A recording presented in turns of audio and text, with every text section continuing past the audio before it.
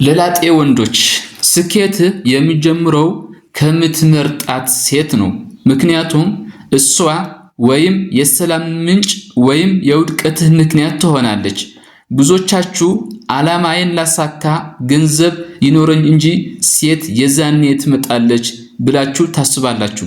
ይህ አስተሳሰብ ሁለት ገጽታ አለው። በከፊል ትክክል ቢሆንም በውስጥ ግን ትልቅ ወጥመድ አለ። ጠንካራ ጎኑ መሰረት መገንባት። አንድ ወንድ በሃያዎቹ ዕድሜው ራሱን መገንባት ላይ ማተኮሩ ብልህነት ነው። በኢኮኖሚና በማንነት በራሱ ያልቆመ ወንድ ሴት ልጅ ላይ ጥገኛ የመሆን እድሉ ሰፊ ነው። ትኩረት አለመከፋፈል። ትልልቅ ዓላማዎች ከፍተኛ ትኩረት ይፈልጋሉ። የፍቅር ግንኙነት ደግሞ ጊዜና ስሜት ይፈልጋል።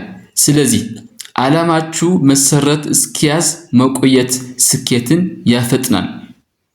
ሁለተኛ ወጥመዱ የልምድ ማጣት። ሀብታም ሲሆን ሴት ትመጣለች የሚል ወንዶች ሀብታም ሲሆኑ ከሴት ጋር እንዴት መኖር እንደሚቻል አያውቁም። በዚህ ጊዜ የቀረቧቸው ሴቶች ስሜት መርዳትና ጥሩ የፍቅር ግንኙነት መመስረት ይከብዳቸዋል። እውነተኛ ፍቅር ማጣት። ስኬታማ ከሆንክ በኋላ የምታገኛት ሴት አንተን ወዳ ይሁን ወይንስ ስኬትህ ለመለየት ይከብዳል። ምንም በሌለህ ጊዜ አብራህ የነበረች ሴት ግን ለስኬት መሰረትና የእውነተኛ ፍቅር ምንጭ ነች። የነዳጅ እጥረት። አንዳንድ ጊዜ ትክክለኛዋ ሴት በህይወትህ ስትኖር ስራህን በ10 እጥፍ እንድትሰራ ታደርግሃለች። ብቻህን 10 ዓመት የሚፈጅብህን ስኬት ከጎንህ የምታበረታታ ሴት ካለች በ5 ዓመት ልታሳካው ትችላለህ።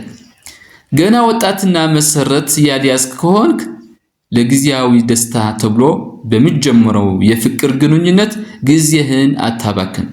ሴት ልጅ ዓላማዬን ታባላሻለች ብለህ አትፍራ። ይልቁንስ የምታበረታ ጎበዝ ሴት የመምረጥ ብቃቴን እንዴት ላሳድግ ብለህ ራስህን ጠይቅ። ዓላማህን እያሳደድክ ዓላማህን የምትደግፍ ሴት ካገኘህ አትለቃት። እሷ ካንተ ጀርባ ሳይሆን ካንተ ጎን ቆማ ለስኬት ትልቅ ግፊት ትሆንሃለች። ዓላማህን የምታሳካልህ ሴት 5 ምልክቶች ደግሞ እነግርሃለሁ። አንደኛ የራሷ ግልጽ ዓላማና ራዕይ መኖሩ ነው።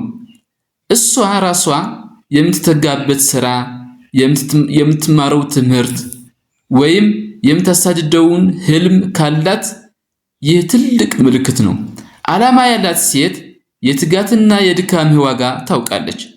አንተ ስራ ላይ ስትሆን ለምን አልደወልክልኝም ብላ አታውክህም። ምክንያቱም እሷም በራሷ ስራ ስለምትጠመድ። ምሳሌ እሷ እንዳንተ ራሷን ለመለወጥ የምትሮጥ ከሆነ አብራችሁ ትሮጣላችሁ እንጂ አንዱ ሌላውን አይጎትቱም። ሁለተኛ በእምቅ አቅምህ ማመኗ። ምንም በሌለህ ጊዜ ወይም ገና መጀመሪያ ላይ ስትሆን ወደፊት ትልቅ ቦታ እንደምትደርስ የምታምንና የምታበረታታ ከሆነ ወንድ ልጅ ዓለምን ፊቱን ሲያዞርበት አንዲት የምታምንበት ሴት ካለች ዳግም የመነሳት ጉልበት ይኖረዋል። እሷ የምትሰጥህ ሞራል ከማንኛውም የገንዘብ ድጋፍ በላይ ለስኬትህ ነዳጅ ነው። ሶስተኛ የቁጠባና የኢንቨስትመንት አስተሳሰብ። ገንዘብ ስታገኝ ዛሬውኑ እንብላው ከማለት ይልቅ ለወደፊት ምን ብናደርግ ይሻላል ብላ የምታማክርህና ለውጥ የምትመኝ ከሆነ ይህች ሴት የሀብትህ ጠባቂ ነች።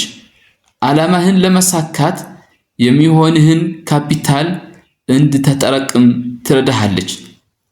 ብልህ ሴት ባዶ ቤት ሞልታ ትንሽ ገንዘብ አባዝታ ለባልዋ መሰረት ትሆናለች። አራተኛ ገንቢ ትችትን መስጠቷ ነው። ሁሉንም ነገር እሺ የምትል ሳይሆን ስህተት ስትሰራ በድፍረትና በትህትና የምትነግር ከሆነ ዓላማህን ለማሳካት ሁሉንም እሺ የሚል ሳይሆን የተሳሳተ ውሳኔ እንዳትወስን የሚጠቁምህ አማካሪ ያስፈልግሃል። የምታነሳ ሴት ካንተ የተሻለ ማንነት እንድታወጣ የምትገፋፋህ ነች። አምስተኛ ስሜታዊ ብስለትና ሰላም። ግጭቶች ሲፈጠሩ በውይይት የምትፈታ ሰላም የምትሰጥህና አእምሮህን የማይረቡ ድራማዎች ውስጥ የማታስገባ ከሆነ ምክንያቱም በውጭ በብዙ ነገር ተረብሾ ሊመጣ ይችላል።